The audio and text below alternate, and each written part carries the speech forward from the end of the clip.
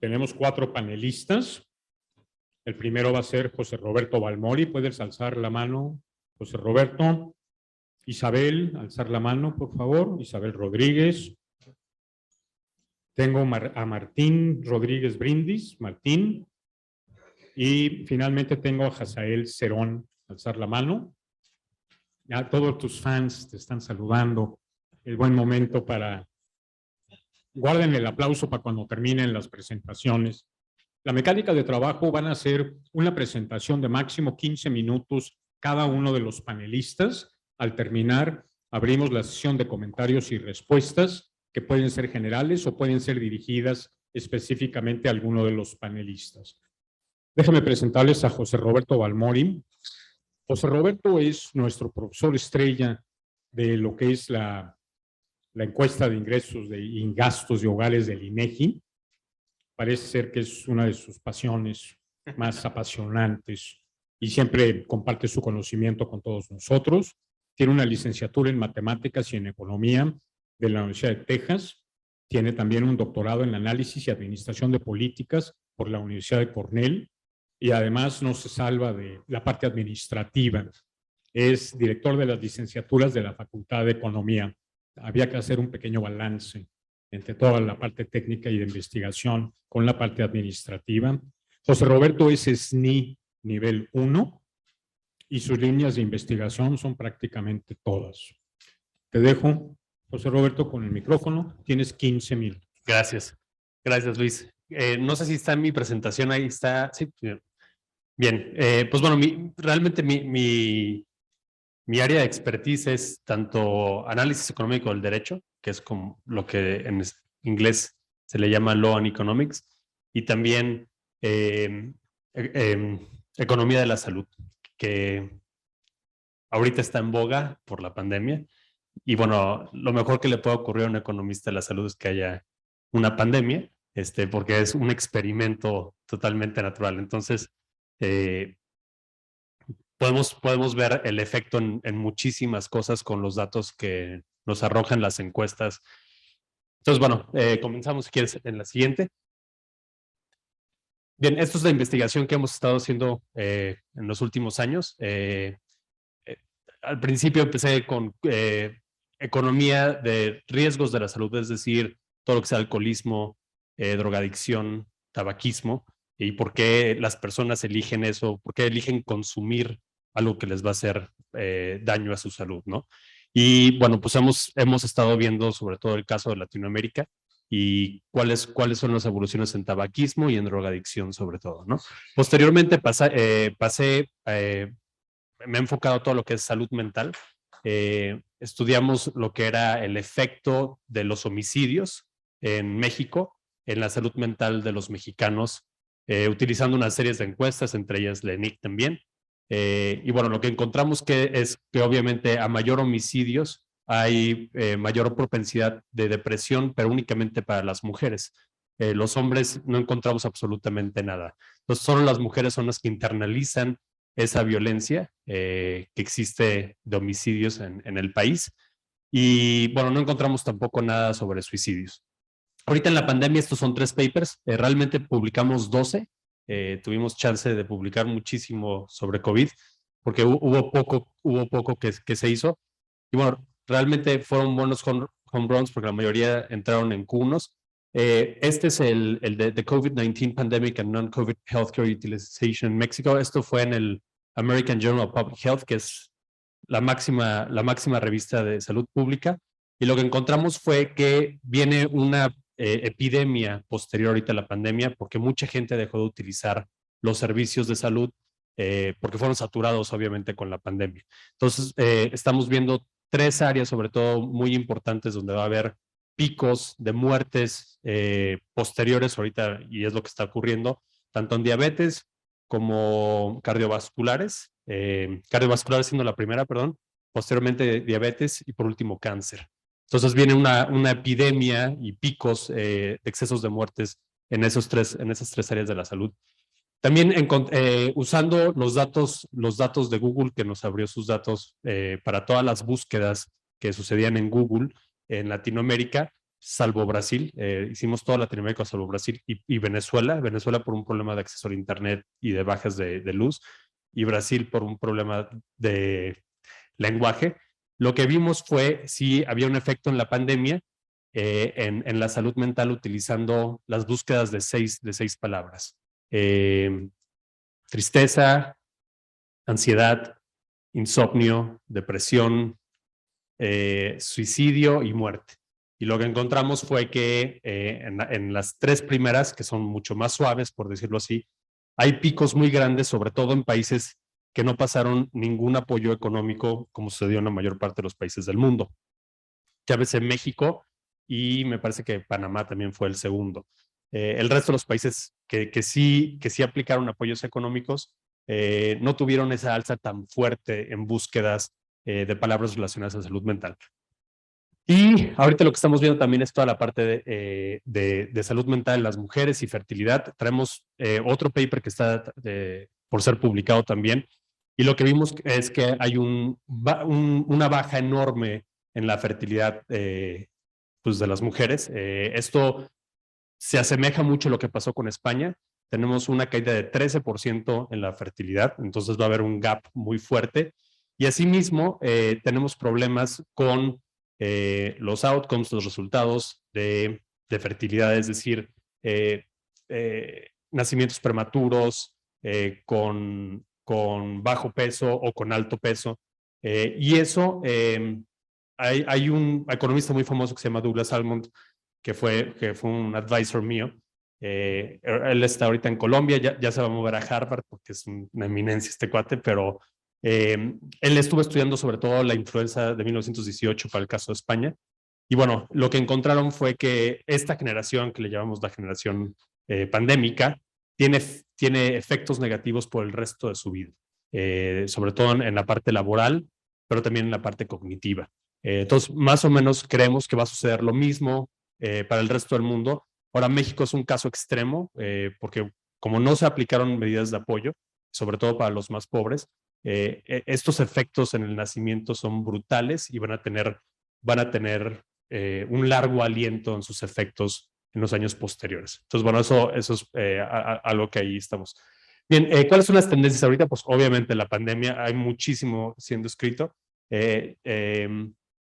También estamos viendo un poquito la saturación del sistema hospitalario, que ya se los mostraba.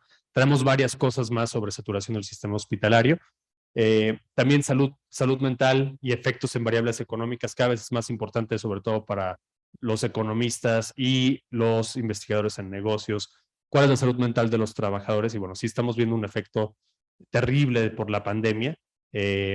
Hay también una cosa que revisamos mucho en salud mental fueron divorcios y matrimonios. Matrimonios cayeron brutalmente, divorcios subieron brutalmente, y eso tuvo también efectos de largo plazo en la salud mental. Es algo que dentro de los hogares se está viendo.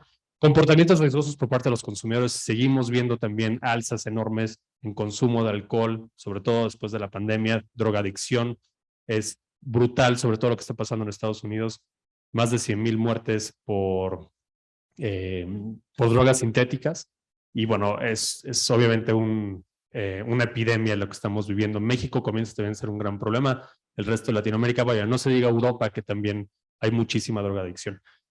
Políticas públicas y economía de la salud, pues bueno, esa es otra área que estamos viendo, sobre todo lo que son sistemas de salud.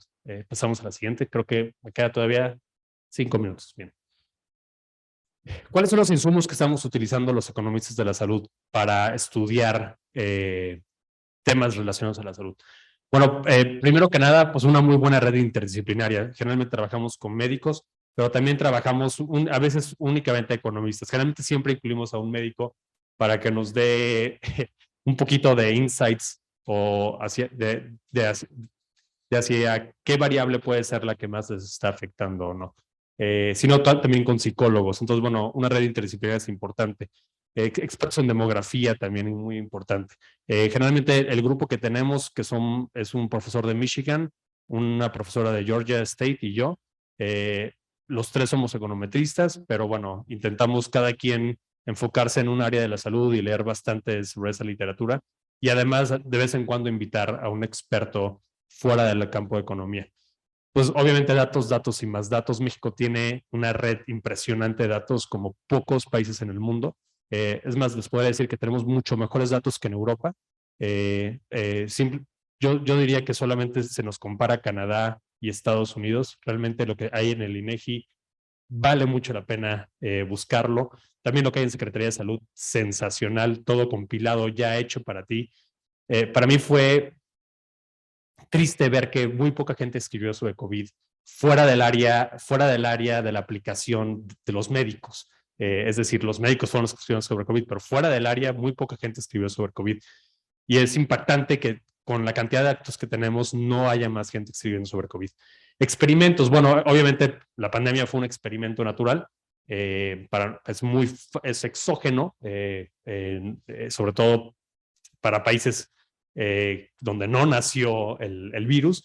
Obviamente es exógeno solo una parte del tiempo, ¿no? Después se empiezan a contaminar el resto de las variables y ya no se puede considerar una variable exógena.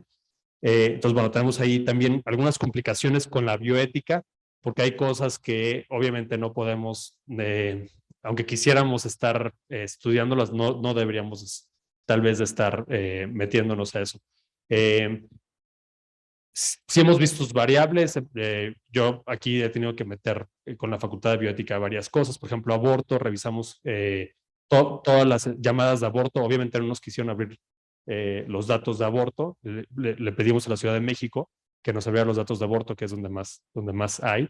Y no nos quisieron abrir nada. Entonces lo hicimos a través de encuestas, de llamadas telefónicas y a través del INAI, que es el Instituto Nacional del Acceso a la Información, nos abrieron la cantidad de llamadas que había de mujeres hablando para tener un aborto. Gracias a Dios los abortos bajaron en México y eso tiene que ver también porque hubo mucho más supervisión de las familias en sus hijos.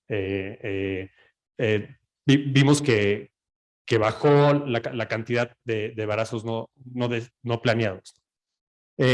Cuasi experimentos, pues bueno, ahí utilizamos muchos métodos econométricos como variables instrumentales, diferencias, indiferencias.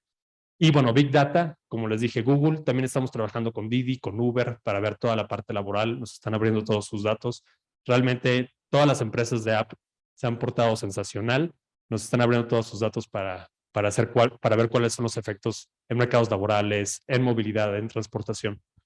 Y ya con esto acabo. Bueno, algo que estamos también adentrándonos mucho son los sistemas de salud. México, este gobierno desgraciadamente va a dejar un sistema de salud destrozado. Aquí se vienen muchísimas betas que ver en cuanto a sistemas de salud y cómo mejorar nuestras áreas de salud. Ya no voy a hablar mucho porque ya se me acabó el tiempo, pero un investigador muy importante que tenemos aquí es Miguel Ángel González Bloch, que está haciendo muchas cosas del sistema de salud. Lo que queremos hacer nosotros es justamente a través de métodos econométricos buscar mejores soluciones para los sistemas de salud mexicanos. Muchas gracias. Espero que no me haya pasado el tiempo.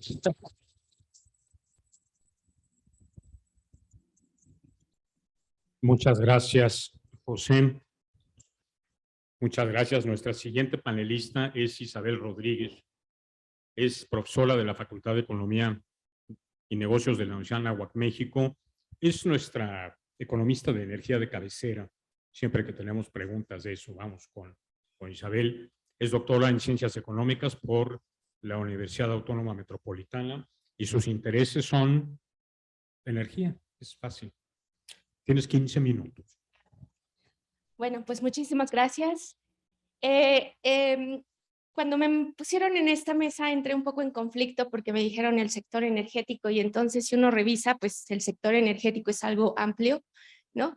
Entonces, lo que voy a presentar el día de hoy es un poco resultado de mi investigación, debido a que tengo un proyecto con ACID que justamente es analizar la incorporación y la participación del sector básicamente petrolero en su relación entre oferta y demanda a nivel global.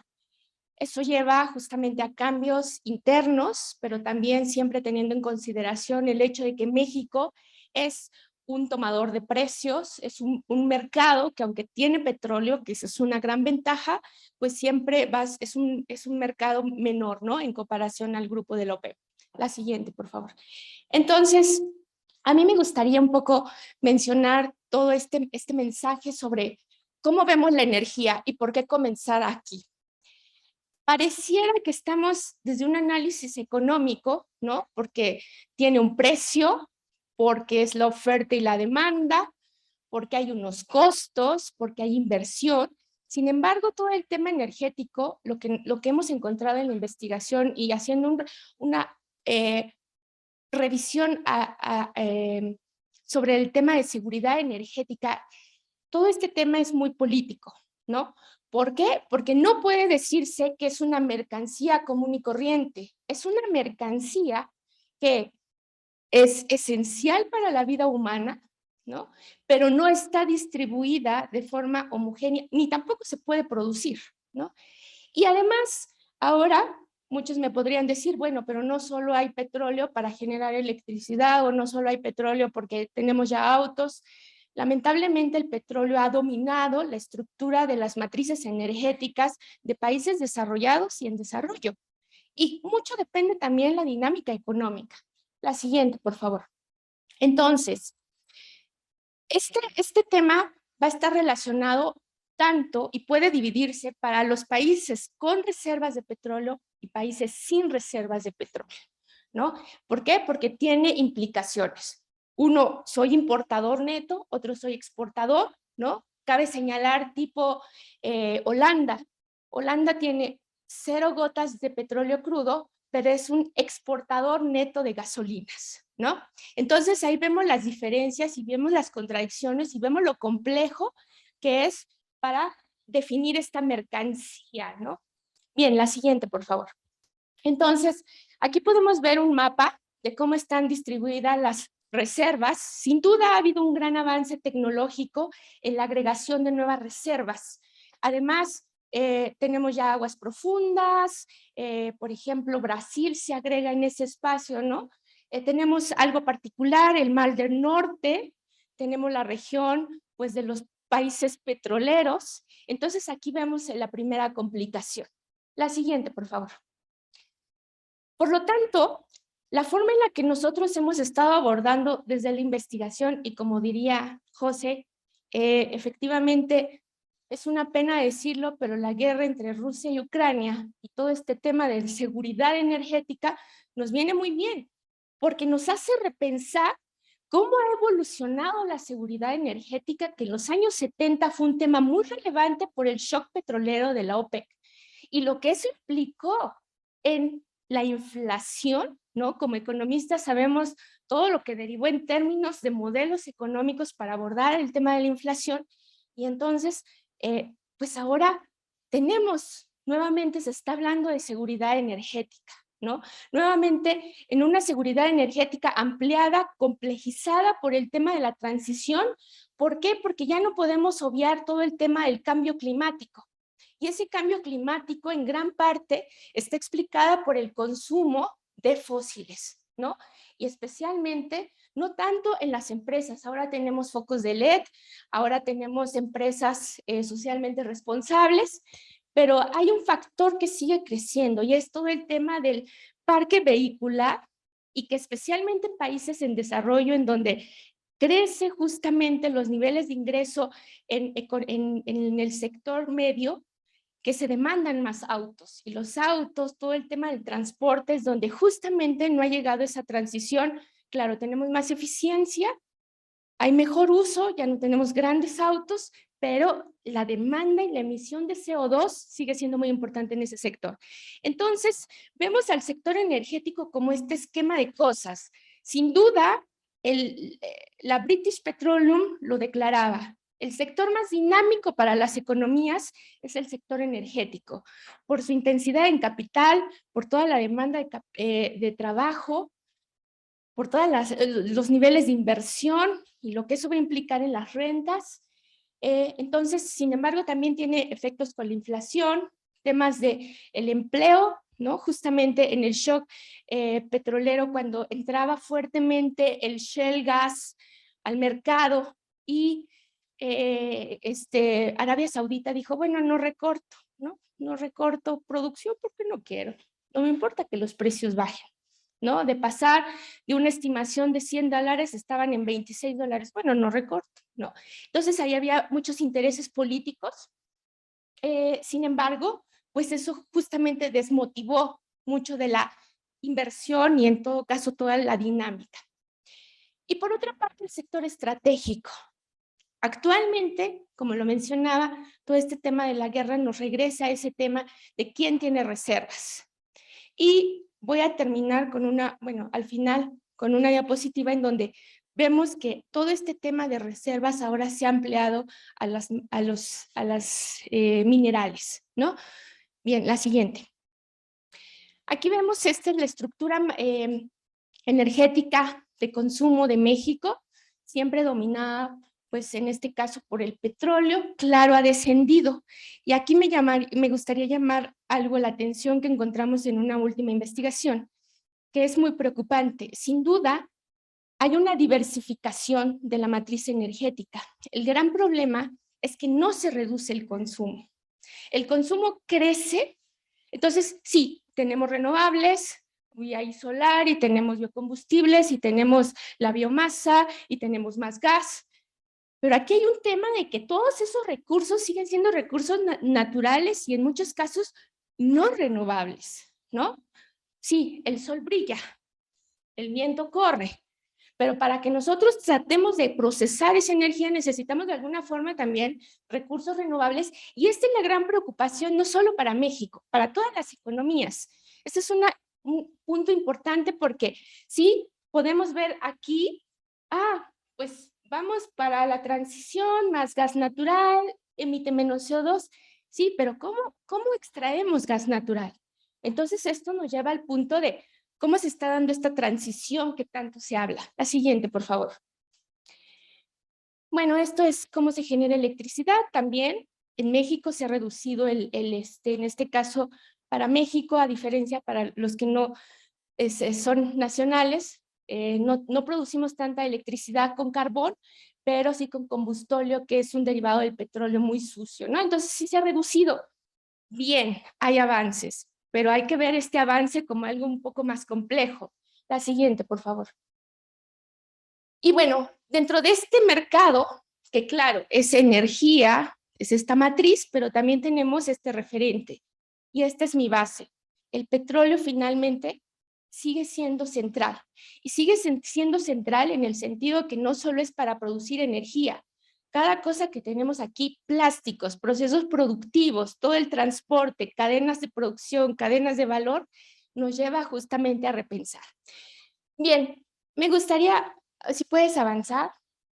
Entonces, la base de mi investigación ha estado en este reporte del trilema energético que se ha basado en 3 esquemas: seguridad energética, la transición y la equidad, porque seguimos teniendo ese conflicto. En base a eso, la siguiente, hemos estado trabajando en la formulación de índices de seguridad energética, pero llevando a un análisis más profundo de cada país para entender un poco la estructura y evolución del sector. La siguiente. Me gustaría ir, no sé si puedes avanzar porque ya tengo 2 minutos. La última. No, dos antes, por favor. Bien. Entonces, en todo este tema de seguridad energética y la llamada transición energética, la pregunta es, ¿qué transición? ¿Cómo se va a dar esa transición? Aquí podemos ver la evolución de este indicador. No voy a hablar de cómo se formuló porque ya ni tengo tiempo, pero si nosotros consideramos al gas como un factor de la transición, avanzamos. Bueno, aguas, aquí no estoy considerando el tema de que en México el gas lo importamos, el 80%, ¿no? Eso nos genera un problema de dependencia y de inseguridad energética. Pero hay un avance. La siguiente, por favor. Ahora, si hacemos más complejo, en una visión más fuerte de transición, en donde entran las renovables, vean cómo estaría, ¿no? Esta sería la visión de más restringida para la seguridad energética basada en renovables, en donde no hay un avance. hay un retroceso, ¿no? La participación. Y es ese consumo que se agranda. ¿Por qué? Porque el gas sigue siendo un fósil a pesar de la transición, ¿no? La siguiente, por favor. Y esto nos lleva justamente a un tema que estamos apenas explorando y vemos con pocos éxitos por el tema de los datos, ¿no? Es la transición nos está abriendo nuevas discusiones mucho más complejas. La Agencia Internacional ya lo ha mencionado y la propia guerra lo está indicando, que es para la transición se requieren muchos de estos minerales. Y en ese mapa podemos ver cómo están distribuidos. Cabe señalar que ahora lo preocupante para Estados Unidos y para esta visión, porque ahora para hablar de seguridad energética va también la transición y también todo este tema de recursos minerales, y así lo menciona este Instituto para la Seguridad Nacional, China es el que más produce minerales para la transición. Entonces, para terminar, el discurso actualmente se ha complejizado, se ha ampliado. Me parece que no ha habido un avance consistente en términos de seguridad o de transición que nos lleve a un menor consumo, sino se ha ampliado la matriz y esto ha abierto a muchísimo más el campo de la discusión, lo ha complejizado y ahora ya no solo es gas y petróleo, ahora también seguridad va a ser recursos minerales. Muchas gracias.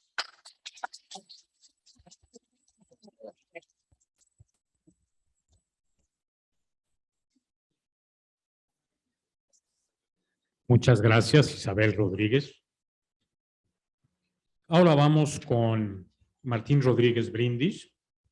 Martín es director del Centro de Investigación y de Posgrados de la Universidad Anáhuac de Oaxaca.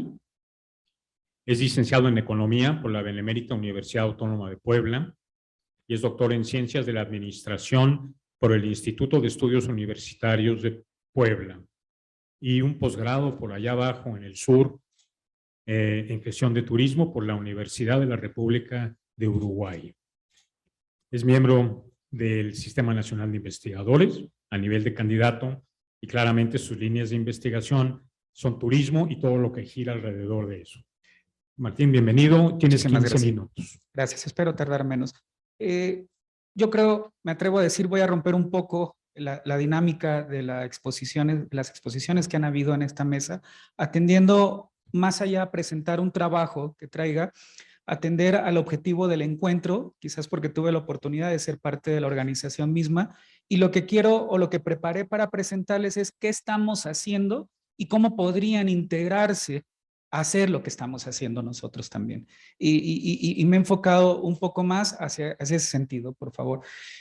Particularmente, mis líneas de investigación, como ya mencionaban, las dos primeras están muy interrelacionadas porque las ligamos al turismo. Son economía y gestión del turismo. Mi postdoctorado es en economía y gestión del turismo en Uruguay, como comentaba el presentador. Economía del transporte, estamos ligando la movilidad turística, la movilidad de los turistas al efecto de la economía. Entonces está prácticamente interrelacionada y tenemos también parte de economía sectorial que ha surgido azarosamente a través de proyectos que hemos realizado con empresas en el sureste del país y que nos están dejando poco a poco fuentes de información y datos, como ya mencionaban también otros panelistas aquí, y que nos generaron una beta también hacia la investigación. Por favor.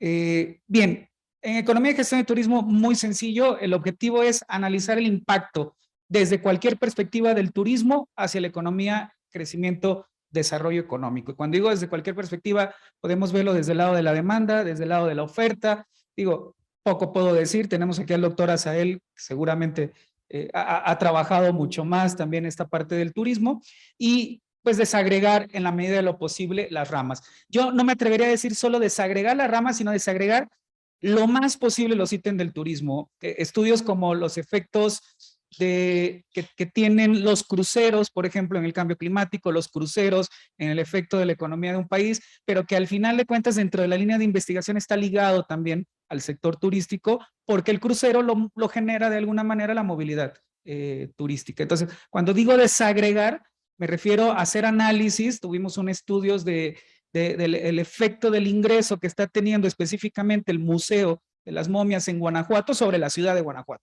Entonces, de alguna manera también ligado a la economía del turismo, pero ya cosas muy específicas, ¿no? En ese sentido. Bueno, esto de Guanajuato por el grupo transdisciplinario que tenemos. Y bueno, por favor, la siguiente.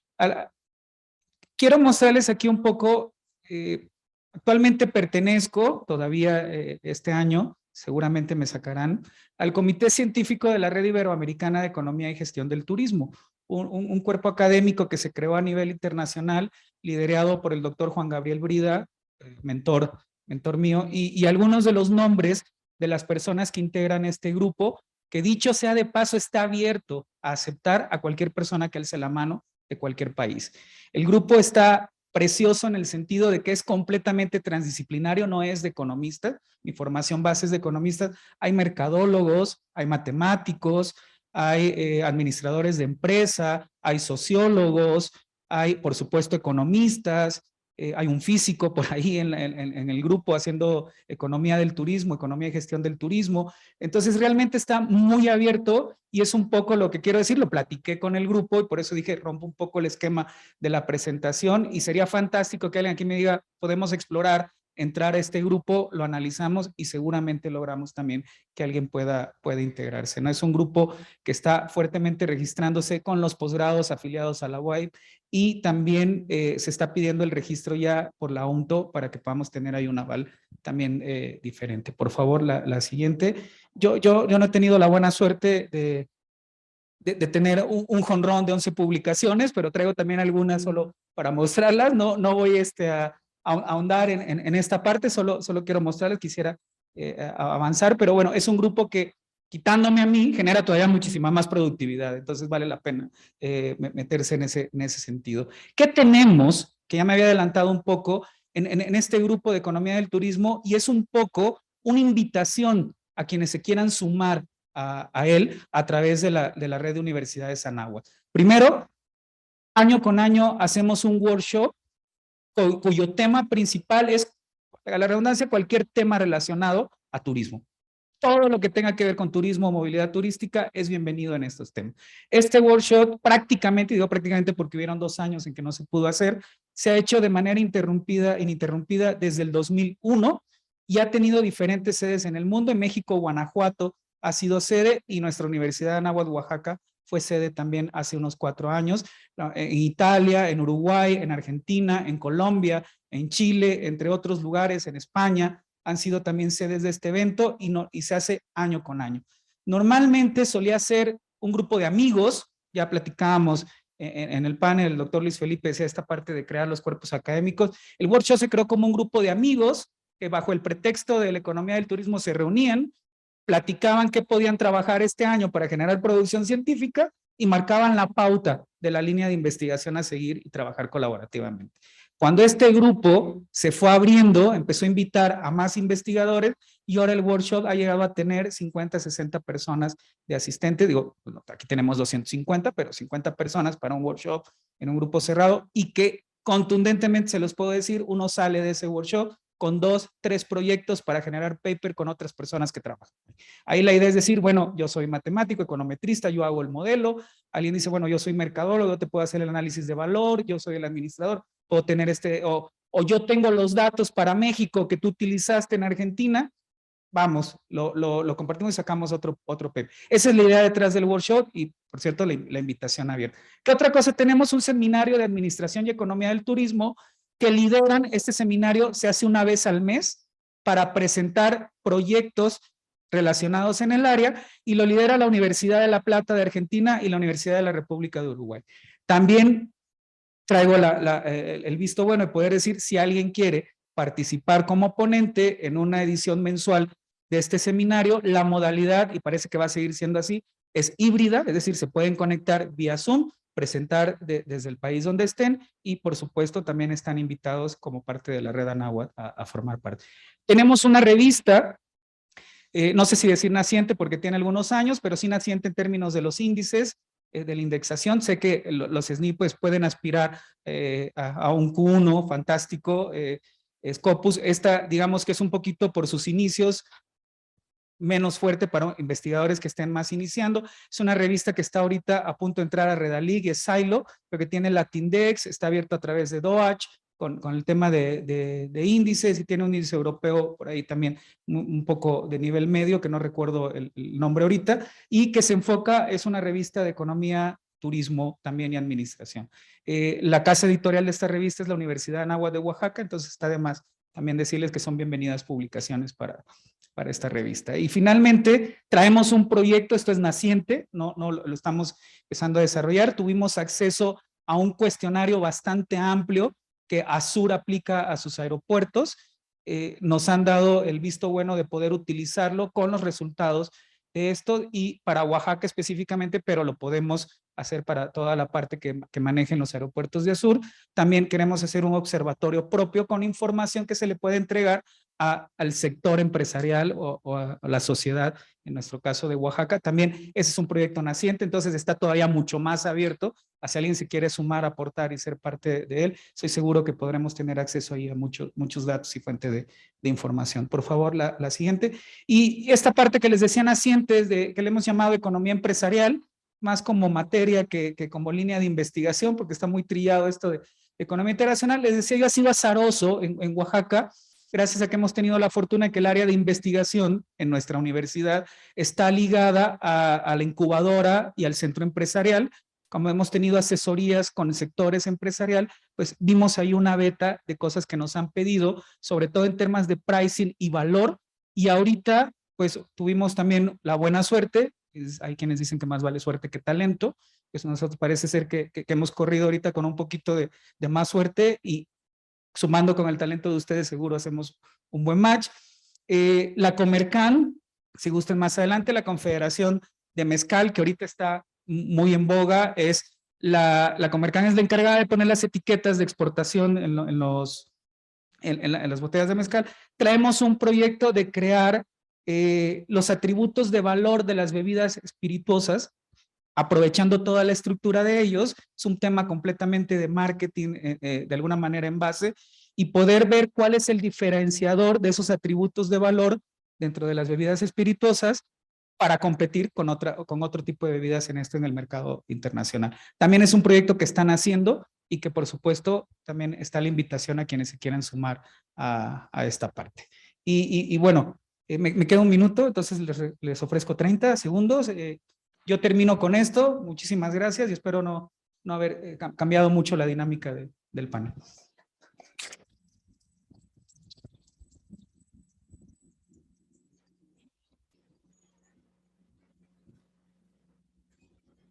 Muchas gracias, Martín. Nuestro siguiente expositor es Hazael Cerón Monroy. Es coordinador de investigación de la Facultad de Turismo y Gastronomía de la UNSAN Anáhuac, México. Es doctor en Economía del Colegio de México. Es economista del Instituto Politécnico Nacional. Es SNI nivel 1 y su expertise son evaluaciones de impacto en el sector turismo. Gracias por estar aquí, Hazael. Tienes 15 minutos. Sí, gracias, doctor. Bien, buenas tardes a todos. Cuando nos presentaron la mesa que era economía sectorial, pues pensé, digamos, qué presentar, ¿no? Y en esta ocasión lo que voy a mostrarles es la línea de investigación que tenemos en nuestra facultad, que es precisamente medición de la incidencia económica. Esta línea la hemos venido trabajando, pero no solamente en la cuestión de turismo, sino ya incorporamos la parte de gastronomía. Créanme que cuando empezamos a trabajar con turismo, yo decía, bueno, ¿y eso qué es, no? Uno se imagina el turismo como el hospedaje, los restaurantes, el servicio, pero y efectivamente en México hay pocos economistas que se dedican a esta parte de la economía, de este sector económico. Entonces voy a comenzar con la importancia del sector. Ya la doctora señalaba lo importante del petróleo y efectivamente pues es, digamos, una fuente de divisas muy fuerte, pero vean al turismo. El turismo casi es la mitad de los ingresos por divisas. ¿sí? Entonces, digamos, esa es la posición de la actividad, no es cualquier cosa. Además de eso, cuando nosotros analizamos los saldos de las balanzas comerciales, de la balanza manufacturera, de la balanza petrolera, por lo general, estructuralmente tienen déficits, pero el caso del turismo siempre ha sido superavitario. Entonces, ¿cómo se financian esos déficits en las balanzas comerciales y petroleras? Pues a partir del turismo. Entonces, digamos, esa es la importancia de este sector. Muchas veces se soslaya, muchas veces la política económica no está llegando a estos empresarios, a la gente de microempresarios que se dedican a la actividad. No está llegando porque aparentemente hay una reacción de resiliencia del sector en la cual no necesariamente se requieran apoyos. Ahorita vamos a ver los efectos del COVID. Observen, también quiero mostrarles que hemos realizado algunos estudios. Este es un estudio que realizamos como consecuencia del COVID. Se va a publicar en Thomson Reuters. Hay otro que ya está en Tourism Analysis, que es una muy buena revista, es un Q2. Y ellos lo que, digamos, lo que detectaron o lo que nosotros presentamos es precisamente evaluar el efecto del COVID a partir no de series de tiempo. Porque imagínense la serie de tiempo cuando cae, pues cómo modelamos esa varianza. Entonces lo que sugerimos nosotros fue un modelo de sobrevivencia. Miren la caída del turismo. ¿Cuánto fue? 25.7%, 3 veces la economía nacional, ¿no? O sea, es una caída catastrófica. En 2021 ya están los datos, es un incremento del 20%, ya se mejoró, digamos, la participación del turismo en la actividad nacional, la que sigue. Y, digamos, observen aquí la caída de la actividad. Es, les digo, 3 veces la economía nacional. Pero vean la recuperación. Eso es muy interesante. La actividad turística es muy resiliente. De hecho, hemos hecho recientes estimaciones y con esta crisis, observen, bueno, si la comparamos con las crisis anteriores de 1995, la de 2009, ¿cuánto tiempo ha tardado la recuperación de la actividad? En el caso de la 2020 son 10 trimestres. Entonces, aquí vemos, digamos, una cuestión interesante, porque digamos, el efecto se recupera muy rápido. En la Organización Mundial de Turismo estima que el turismo se va a recuperar hasta 2024. Y nosotros nos hemos recuperado rapidísimo. Hicimos el estudio, a ver, la que sigue, hicimos el estudio con este Survival Model Analysis de Kiefer 1988. Aplicamos este modelo para poder estimar e identificamos que la recuperación del turismo, al menos el turismo interno, sería en 2021. Revisamos los datos, nosotros sacamos la nota en prensa en junio de 2020, que nos recuperaríamos en diciembre de 2021, y vean, la recuperación fue del 93%. Casi, digamos, fue muy cercano el pronóstico, ¿no?, de esta recuperación. Y esto, digamos, nos da una comprensión de esta recuperación en términos de esa figurita de Nike, ¿no?, que le llaman Nike. No es una V muy marcada, pero sí es una Nike. Entonces, digamos, esa es, digamos, la importancia que tiene el sector, la que sigue. Y hemos identificado, también trabajado con la doctora Sheinbaum, hicimos un estudio para poder implementar ciertas acciones de la actividad turística en la Ciudad de México, y esas transferencias directas que se metieron a las empresas permitieron también la recuperación muy fuerte en la Ciudad de México. Entonces, digamos, el turismo está siendo apoyado, ha habido reacciones en los estados, ¿no? Los estados han estado haciendo transferencias directas a las micro y pequeñas empresas, aunque, digamos, la cuestión del COVID, la caída más fuerte y la generación de pobreza se presentó precisamente en estos estados, que básicamente son turísticos: Baja California Sur y Quintana Roo. Son los estados que más pobreza tuvieron ahora con el COVID, que se esperaban 12 millones, Coneval esperaba 12 millones, ¿no? Y a final de cuentas quedamos entre 3.9 millones, que verdaderamente para el efecto que había estimado Coneval, creo que es bastante salvable. Bien. Otro de los estudios que hemos realizado y que quizá el doctor Alberto es aplicar la economía a la cuestión gastronómica.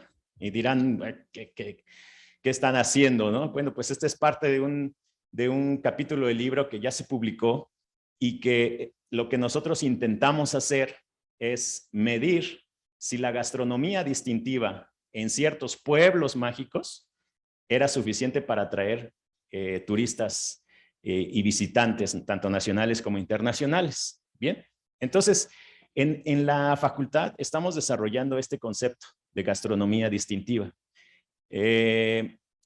Cuando estamos hablando de gastronomía, bueno, es la parte de esta producción de cocina que se acerca al individuo, ¿sí? Y el apellido de distintivo lo estamos utilizando para que sea una gastronomía motivador de los turistas. Entonces, así es como estamos, digamos, diseñando, estamos pensando el concepto. También estamos tratando de armar un libro con la doctora Marisa, ¿no? Y sobre este tema, ¿la que sí? Y entonces nuestros primeros resultados son estos, ¿la que sí? Nuestros primeros resultados fueron estos. Ahora, en el turismo es bien complicado tener datos. Los primeros datos que hemos desarrollado recientemente son precisamente del ENIG, de la Encuesta Nacional Ingreso Gasto de los Hogares. Hemos detectado algunas cosas, por ejemplo, que el turismo no es democrático, es decir, no todos los deciles tienen acceso a él. Y entonces en México solamente 25% de la población tiene acceso al turismo.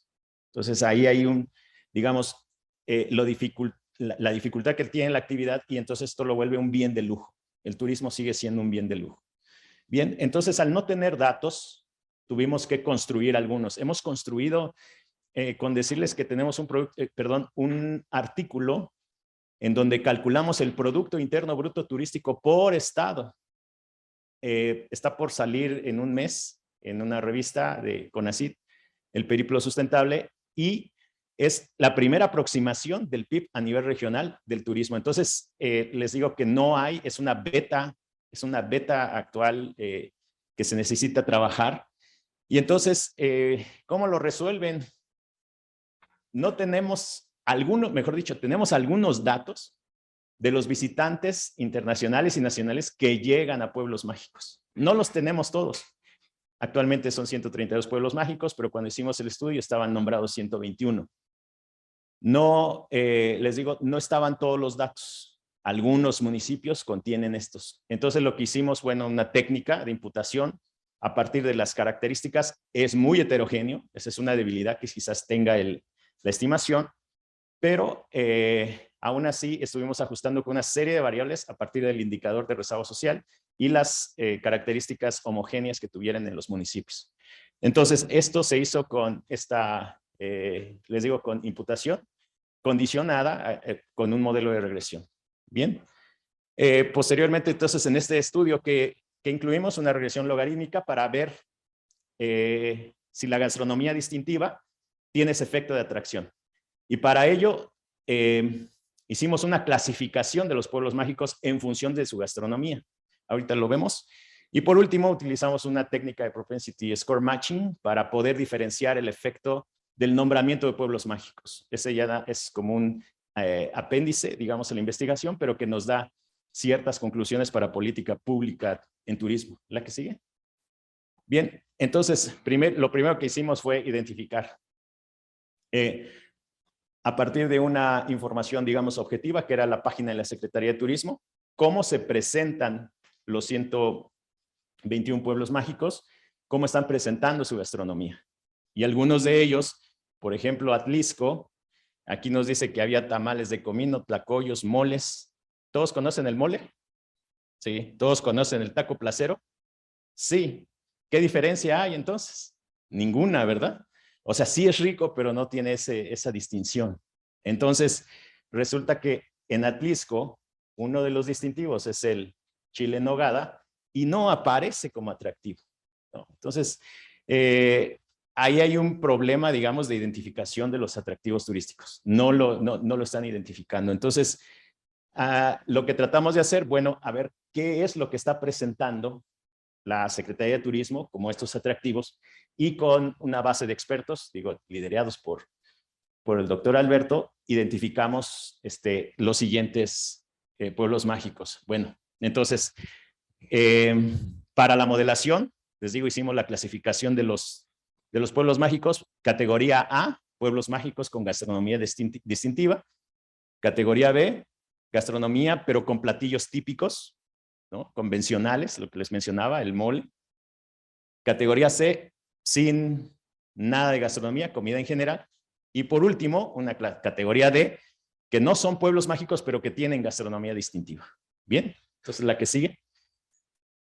Aquí yo creo este cuadro es muy valioso, digamos, para la Secretaría de Turismo. Nos lo han solicitado porque precisamente no tienen los datos de los visitantes. Nosotros hicimos esta primera aproximación.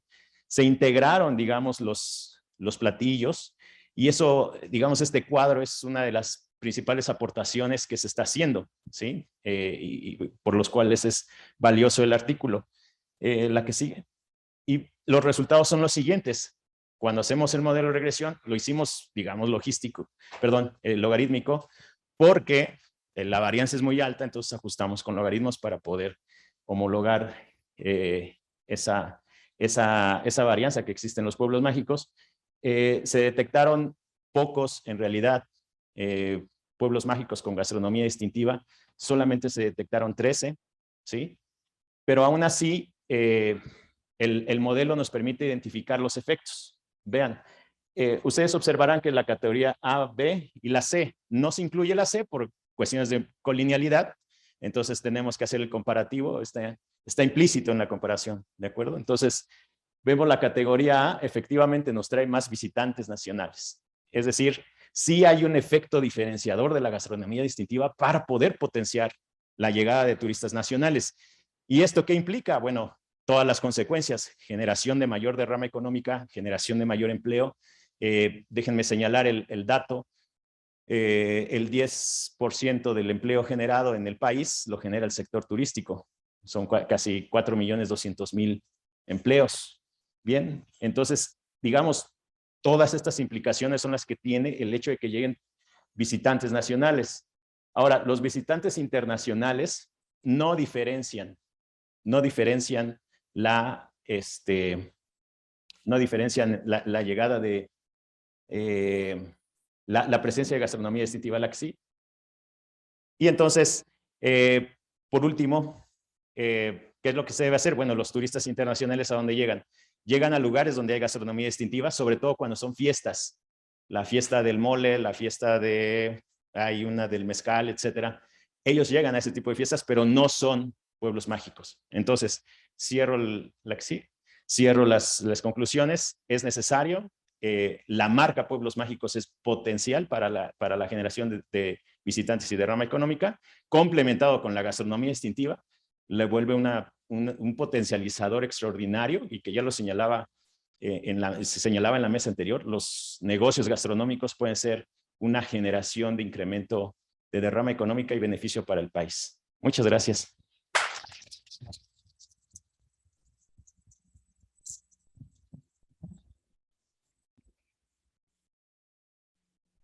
Muchas gracias, Asael. Muchas gracias, Isabel. Muchas gracias, José. Muchas gracias, Martín. Vamos a abrir el foro para comentarios y preguntas. Vamos a tomar 4 comentarios o preguntas de un solo jalón para que después nuestros expertos puedan responder. El que le interese, Francisco, vamos a empezar. Hay que identificarse con nombre y por institución. Después de Francisco, ¿a quién se le antojaría por allá? Aquí tenemos también un caballero doctor, parece de esos concursos de la televisión. Ya tenemos 2, necesito 2 más. A ver, necesito 2 más, María Salamanca 3 y Luis Felipe Llanos 4. Perfecto. A ver, vamos a empezar con Francisco.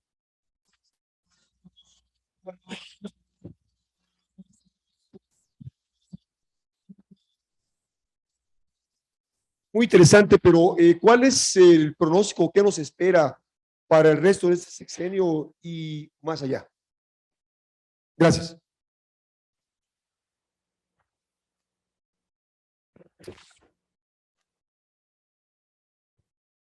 Muchas gracias.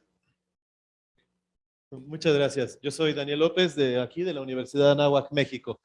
También es una pregunta para la doctora Isabel. En 2020, Lloyd's of London anunció que iban a dejar de asegurar ciertas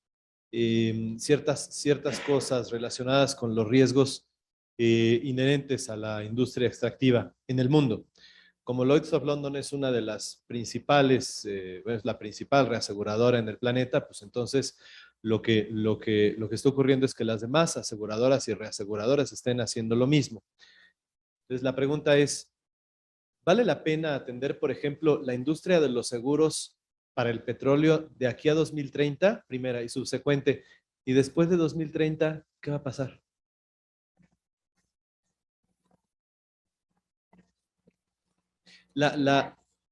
¿Perdón, ¿los efectos qué? Ellos anuncian para las componentes de la industria extractiva, es decir, yo soy una compañía que extrae petróleo, ¿no? Entonces explota el polo de extracción y pues yo tengo que cobrar una suma asegurada. Me refiero a eso, a esa parte, porque pues, desde luego pues hay una cuestión inherente a los efectos ambientales, pero hay otra muy importante, pues relacionada con el dinero que ellos mismos pierden, ¿no?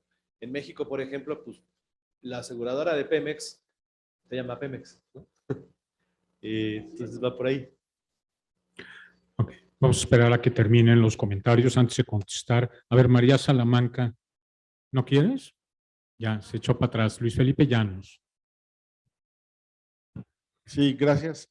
Yo voy más sobre el tema del turismo y bueno, pues es muy buena noticia que ya recuperamos un trecho ahí de la pandemia, pero creo que a tus modelos ahí les falta la variable de la seguridad, del crimen organizado, todo este tipo de cosas, porque definitivamente yo ya no voy a muchas zonas del país, mucha gente ha cancelado proyectos de turismo local, pues por no agarrar el carro y por no meterse en problemas con la familia, ¿no? Entonces, sí sería muy interesante, bueno, tu comentario y sobre todo esas proyecciones para dar luz pública de la gravedad del tema del crimen sobre el turismo, ¿no? Muchas gracias, Luis Felipe. Un comentario más voluntario sobre problemas mentales para que José Balmori nos haga el favor de resolverlos. ¿Hay alguien que tenga un problema mental importante? ¿O todos tenemos un problema mental? Bueno, nos gustaría que José nos diera un poco de luz sobre cuál es nuestro problema. Investigadores tienen 5 minutos cada quien para contestar lo que consideren relevante. Vamos a empezar con Isabel, luego vamos con Hazael, Martín, después tú, José Balmori al final. Tienen 5 minutos cada uno. Muchas gracias. Esta parte fue la que omití de la presentación porque tenemos un análisis, digamos, sobre cuáles serían de alguna forma las recomendaciones en esta visión más amplia de seguridad energética. Y bueno, debido a entre una composición entre sector económico y energía, sí creemos viable para garantizar la seguridad energética, mantener la extracción de petróleo, ¿no? Se tiene que resolver el tema de la dependencia de gas, de la dependencia de gasolinas, porque eso le pega durísimo a la seguridad energética. Entonces, creemos que debe de haber ahí un camino importante.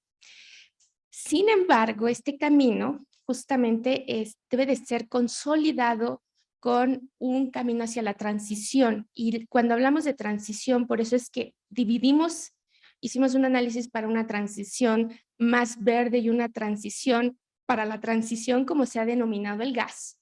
Y pensamos que dada la estructura energética de México, ¿no?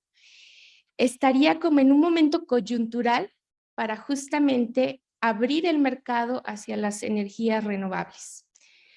Hay varios problemas. uno de ellos es la dependencia tecnológica, ¿no? Toda esta trayectoria del sector energético mexicano basado en el petróleo, porque no es nuevo, ¿no? Es decir, la falta de reinversión hasta en propio petróleo, ¿no?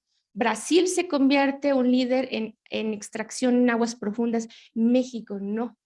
Entonces, es decir, este abandono en el sector de la inversión para renovar reservas aún de petróleo, también se ve reflejado en temas de patentes, ¿no? Patentes para energías renovables. Entonces, aquí hay un problema importante en términos de la dependencia. Entonces, creemos que este momento coyuntural permitiría abrir el mercado hacia las renovables, pero sí con un enfoque de tratar de no, ahora, es decir, el hecho de importar recursos nos lleva a un problema de dependencia, pero también el tema tecnológico. Entonces, creo que ahí se deben de poner importantes bases para la transición, porque la transición, claro que viene, ¿no? Sin embargo, no hay las capacidades ni de capital ni de tecnología aquí en México para detonarlas, ¿no? Entonces, ¿quiénes son los mayores oferentes o quiénes son los que están dando la transición? Las grandes petroleras, las grandes energéticas del mundo, BP, Exxon, son ellos los que, entonces, no caigamos nuevamente en otro tipo de dependencia, ¿no? En términos de cómo se va a dar esta transición. Entonces, sí, el mix no abandona el tema del petróleo, ¿no? Por todo este tema de la estructura de producción y la estructura energética que aún va a seguir dominada. Y esto se liga un poco con el tema de los seguros. Yo no soy experta en seguros, me parece que ese es un tema muy específico. Sin embargo, hemos comprado una base de datos a Rystad que justamente es sobre inversiones, ¿no? No tanto, no está especializada al tema de seguros. Pero aquí el tema referente es el precio del petróleo, que podría ser otro tema interesante a tratar, porque ahorita el precio está, bueno, hace un par de semanas el precio alcanzó los $130 por barril. Ese referente es muy importante para el tema de rentabilidad de inversión. Entonces, llama la atención que estos datos que compramos se compraron en diciembre del año pasado, no había guerra. Y a pesar de que el precio, ¿no? De que la estimación de precios no superaba los $70, $80 por barril, hay inversiones. Se supone, porque nos vendieron 15 años atrás y 15 años adelante, y hay una apuesta hacia la extracción de petróleo. Ahora, ¿hacia dónde se está yendo la extracción de petróleo? Tiene que ver mucho, en México, a pesar de que se han abierto aguas profundas, se ha enfocado mucho a someras. Y sigue siendo un gran éxito Cantarell. Es decir, ya sea como para la exploración, pero también para la reactivación de pozos. Se ve muy claro en los datos que muchas de las inversiones se van a ir. Creo que esas inversiones se van por el tema de los costos. Producir un barril de petróleo simplemente, ¿no? No hay datos, porque esto es información muy seleccionada, pero aproximadamente en los años buenos de Cantarell, un barril de petróleo costaba entre 2.5 a 3.5 dólares por barril, producirlo. O sea, era una ganancia exorbitante, ¿no? Ahora, en aguas profundas, la reforma lo hizo al 17 dólares, que ya es alto, pero lo que estiman son 25 dólares aguas profundas. Entonces, creo que ese punto es muy importante, la evolución del precio del petróleo, que tampoco está ligado a la oferta y la demanda. Podríamos hablar ahí más del mercado financiero, pero ya no digo más. Gracias. Bueno, cambiamos de tema entonces. Doctor, efectivamente es importante considerar los efectos, digamos, de inseguridad. No solamente inseguridad, sino también la parte de del contagio, ¿no? En el modelo que señalé de sobrevivencia, sí incluimos la variable de la vacunación. Entonces, digamos, esa parte de inseguridad sí está considerada. Y respecto a la inseguridad, digamos, de violencia, tenemos un artículo hasta 2019 en donde el turismo es inelástico a la inseguridad. podrá ser sorprendente, ¿no? Pero el dato es que el turismo soporta digamos, la cuestión de violencia. ¿Cómo lo demostramos? Bueno, al menos que después de 4 meses continuos de violencia en el lugar y generando información simétrica entre los agentes económicos, en ese momento sí cae el turismo, pero después de 4 meses. Ese fue un artículo que hicimos aquí con el doctor Eliud. A partir de 2020 se reduce también relativamente la violencia por el encerrón, pero ahorita, en este momento, sí hay altos niveles que no los hemos detectado porque los visitantes internacionales están llegando increíblemente. De hecho, tenemos el más alto gasto de turista internacional en los últimos años. El turista internacional está gastando ya más de $1,000. Entonces, que era uno de los retos que se tenía. Entonces, ya está creciendo. Entonces, no se percibe aún. Al menos en turistas internacionales no se percibe aún. Y en el turismo nacional, quizás la percepción, como usted lo señala, empiece a tener este efecto ya elástico, pero al estudio que habíamos realizado y en general, no tenía ese efecto tan pronunciado. Por eso es que vuelve a ser muy resiliente el sector, muy, muy resiliente. Y es, digamos, el debate, digamos, es el eslogan que maneja la Organización Mundial de Turismo. El turismo es resiliente. Y sí, efectivamente. Gracias.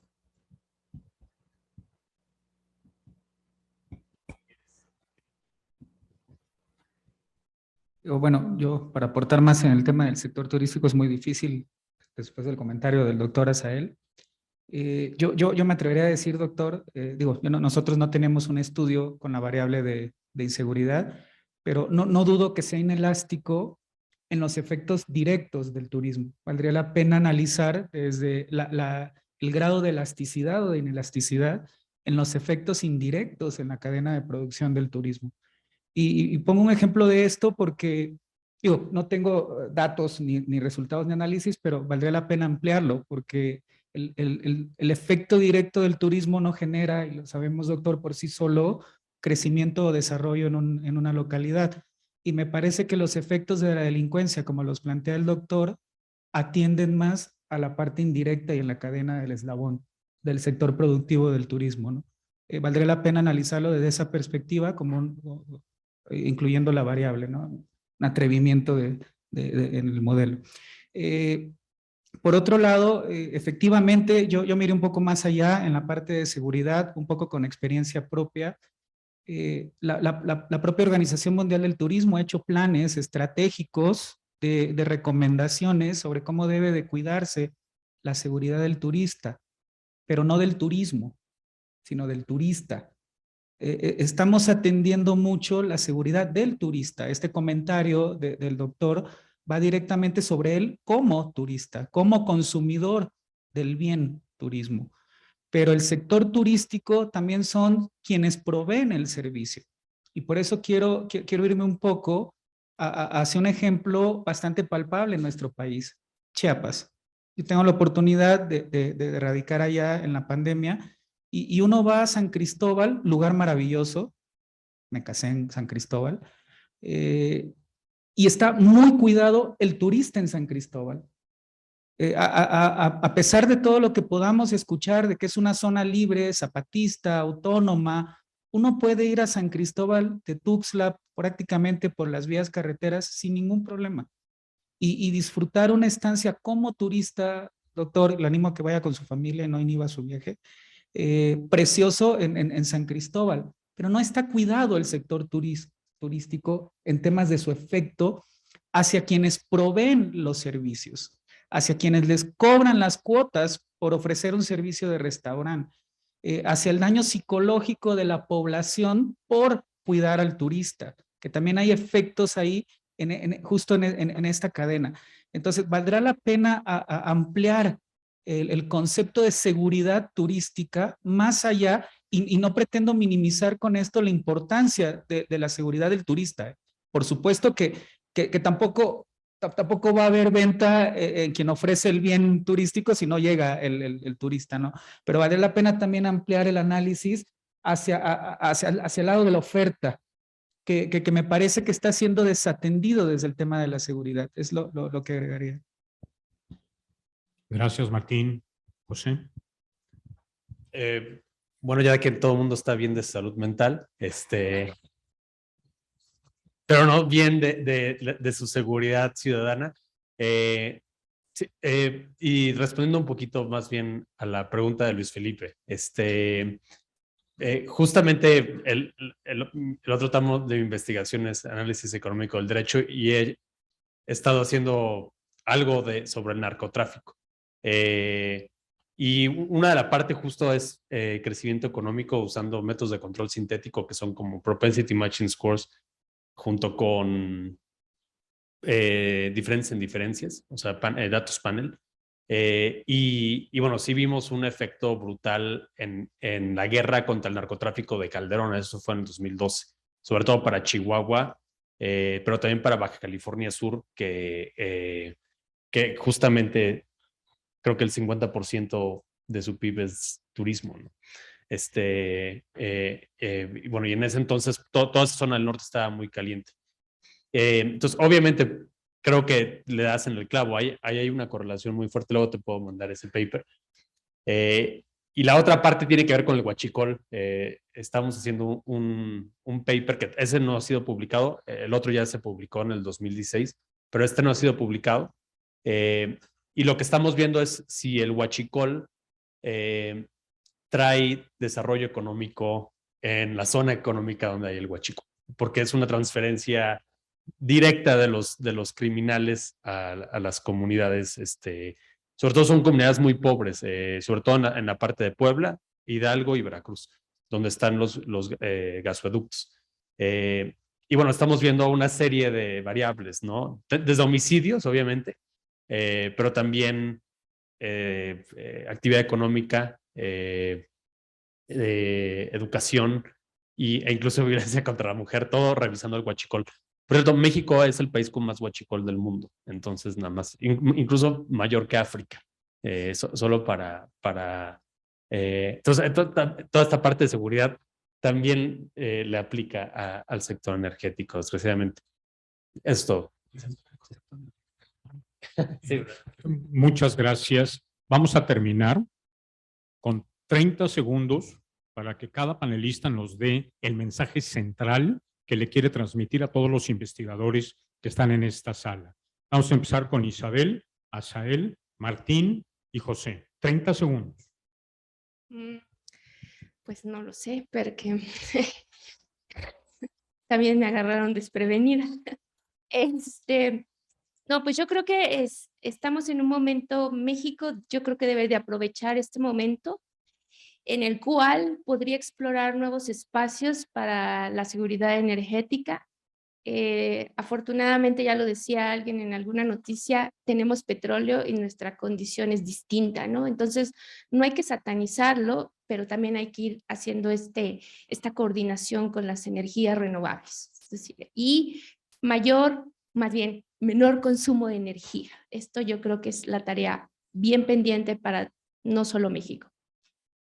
Sí, gracias. Pues yo creo que hay que valorar, digamos, otros sectores económicos y uno de estos es el turismo. El turismo es potencial, reductor del rezago social, reductor de pobreza, generación de empleos. Es decir, es un sector económico muy, muy poderoso para poder hacer crecer la economía nacional. Ha sido soslayado.